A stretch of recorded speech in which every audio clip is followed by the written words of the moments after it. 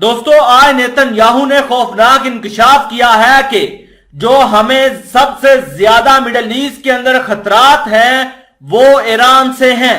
جو ہمارے اوپر لگاتار حملے ہو رہے ہیں اس کے پیچھے کوئی اور نہیں بلکہ ایران کے لیڈرز ہیں. ایران کے اشارے پر ہی حماس، حزب اللہ، اسلام جہاد اسرائیل کے اوپر حملے کرتے ہیں، ان کے اوپر میزائل داغتے ہیں. اسرائیل کے نیتن یاہو نے یہاں تک انکشاف کیا ہے کہ ہمارے اوپر جو سب سے زیادہ سیکیورٹی کے مسائل ہیں وہ ایران سے آتے ہیں. 95% جو سیکیورٹی کے مسائل ہیں وہ ہمیں ایران سے ہیں. دوستو آپ اپنی سکرین پر اس چیز کا پروف بھی دیکھ سکتے ہیں کہ اسرائیلی حکومت کے 95% سیکیورٹی مسائل ایران سے.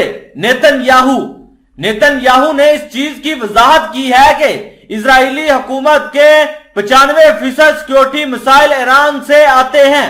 صہیونی حکومت کے وزیر اعظم نے بدھ کو آپریشن شیڈول اینڈ ایرو کے آغاز کے بعد دعویٰ کیا ہے. بنجامن نیتن یاہو نے یہ ریمارکس منگل کو سابق سینئر دفاع افسر کے دائیں طرف جھکاؤ رکھنے والے فورم کے لیے ایک کانفرنس میں کہے، جس کے دوران انہوں نے یہ بھی دعویٰ کیا ہم ایران کی ملٹری IDF سے اپنے خلاف قسری محاذی مہم شروع کرنے کی کوشش سے نمٹ رہے ہیں.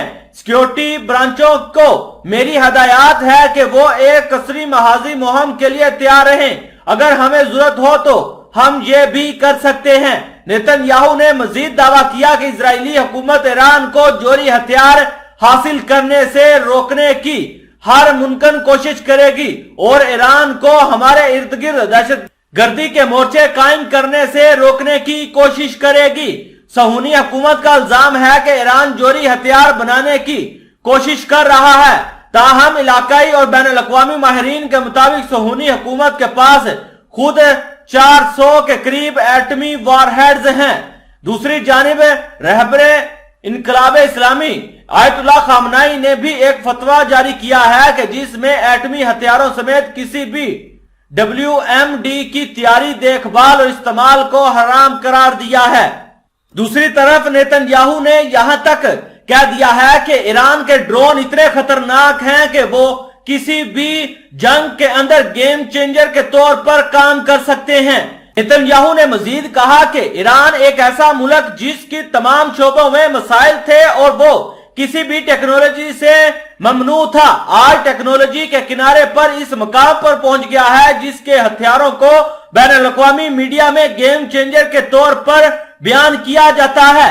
نیتن یاہو نے یہ بھی نشاندہی کی کہ اس حقیقت نے بہت سے ملک کو ایرانی ہتھیار خریدنے پر مجبور کیا یا پابندیوں کے خاتمے کے بعد ایرانی ٹیکنالوجی اور آلات کا استعمال کرتے ہوئے اپنے دفاعی آلات کے اندر شامل کرنے کی کوشش کر رہے ہیں. ایرانی حکام نے بھی واضح کیا ہے کہ ملک اپنے فوجی پروگرام کو کم کرنے کے لیے دباؤ کے سامنے کبھی نہیں جھکے گا، بشمول اس کے میزائل طاقت جو مکمل طور پر دفاع کے لیے ہیں. دوستو آپ نیتن یاہو کے بیان پر کیا کہتے ہیں کمنٹ میں لازمی بتائیے گا.